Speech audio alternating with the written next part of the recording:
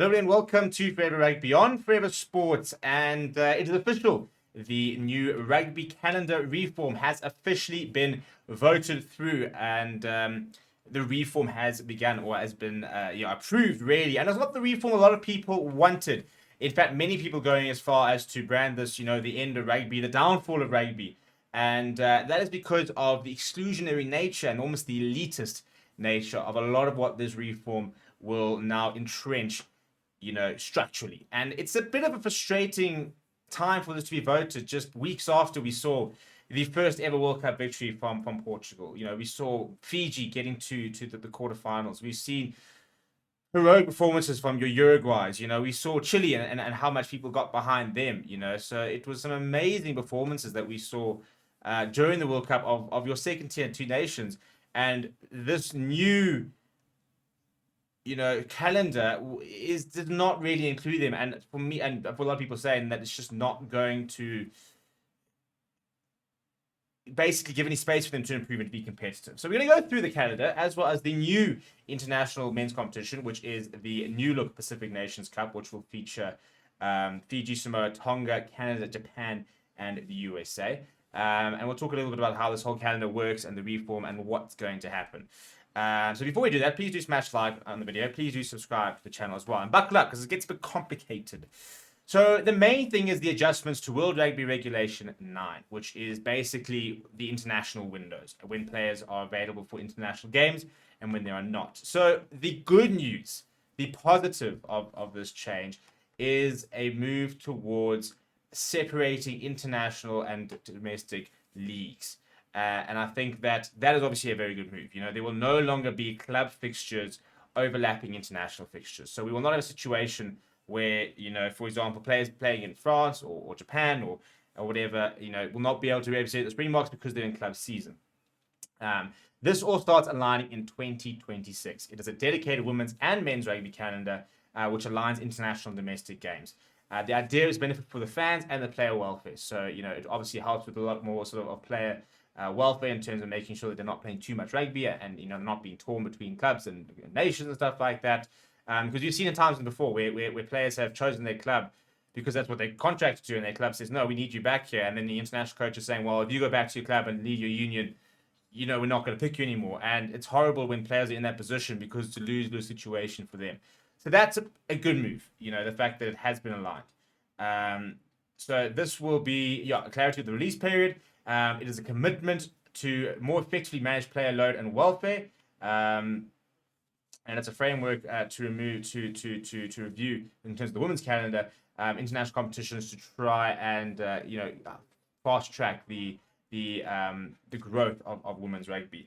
In terms of the men's game, it is clear international from 2026, which includes the confirmation of the release winner for the 2027 Rugby World Cup. So right now you've got URC, Premiership, and stuff happening during the World Cup. That will not be the case come 2027 because there will be no club games during that period of time. So that is where it's quite a nice change there. However, there will be a launch of a new international competition from 2026, which is basically a World Rugby League, which comprises of 12 teams, 6 nations unions, the SANZAR unions, and 2 further unions to be selected by a process run by SANZAR, likely to be like a Japan and a Fiji. And then a second division of World Rugby of 12 teams with promotion and relegation commencing from 2030. So every 2 years, this will happen. This will be played in the July and November international release windows and will provide crucial opportunities and certainty of fixtures for unions currently outside the existing annual competitions, and in turn provides opportunities for unions and regional associations through to the second division. This is where the issue is. Is basically what they've done is they've gone and kept the top teams in the world, the top 12 teams really, because there is promotion, relegation, and inverted commas from 2030. We've yet to understand completely how that works, but we're talking about something happening in 7 years' time. So until then, basically, this biannual competition will start in 2026. So it will be 2026. Won't happen in 2027. Will happen in 2028. Will happen in 2020 or 2030. Will mean that your top 12 unions will not play against tier 2 nations. That whole it includes the Rugby Championship, the Six Nations also feeds into it, and it will then see those teams will play against each other. So, for example, Chile will not ever play one of those nations. Will not play a Six Nations team, a Rugby Championship team, or one of the other SANs or unions in those years, which means that there's only 1 year in between a World Cup cycle where tier 2 nations like a Chile, Romania, Georgia, for example, Samoa, Tonga, all these teams can actually play against a tier 1 nation. Once, like 1 year where they can play 1 or 2 games. Apparently, they're going to have a bigger increase in terms of these games. So, they'll have more opportunities to play against tier 1 nations. Explain to me how Chile is supposed to become competitive in 2027 by spending 1 year playing against tier 2 nations, 1 year playing against 2 or 3 tier 1 nations, getting hammered, then going back to playing tier 2 nations, and then suddenly having to be good enough to play against tier 1 nations once again. That is the issue. They're not going to be regularly playing against, the top quality teams right at the top, which was where we've seen these massive gulf in qualities. So that is the big issue with this, is the fact that it's really sort of starting to gatekeep that the big teams, are just going to play against each other. So during the July and November periods, it's going to be South Africa, Ireland, South Africa, Wales, New Zealand, Italy, New Zealand, Scotland, Australia, France, Australia, England. All these teams are going to play against each other. We're not going to see a South Africa versus Tonga, a South Africa versus Samoa, a New Zealand versus Georgia. And it's only between these games that these sort of tier 2 nations realize where the level is, for example, and can grow. And yes, there's apparently going to be relegation in 7 years' time. Still don't understand how that's entirely going to work. But this over here, when it says the Global Men's Calendar provides additional clarity for elite league and cross-border club competitions, supporting value growth investment opportunities for all. It's again, it's protecting all the interests of the top dogs, really.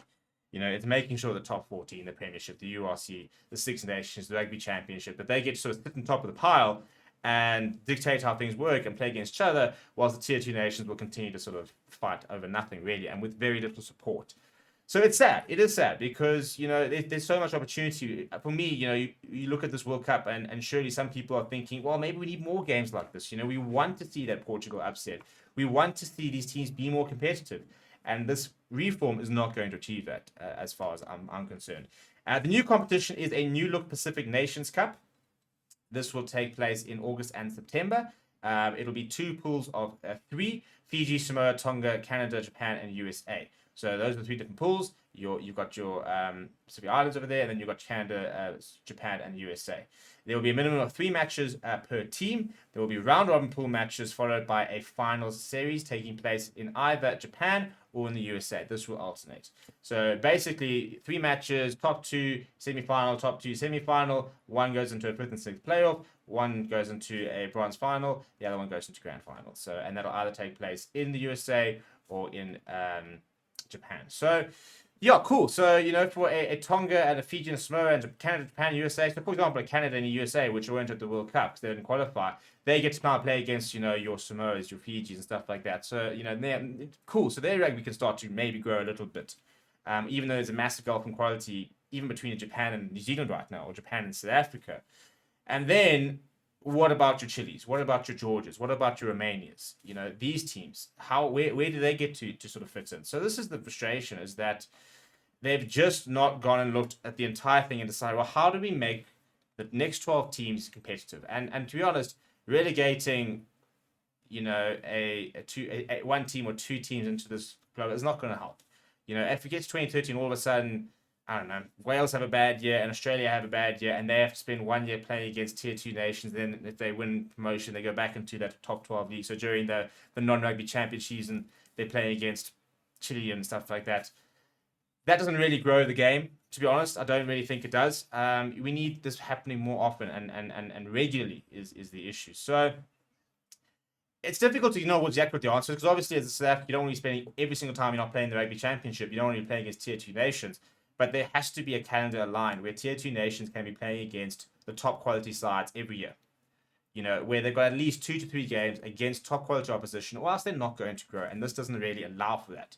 It only allows for that once every 3 years, really, because you're not going to play a lot during the World Cup year. So yeah, let me know what you think down in the comments below.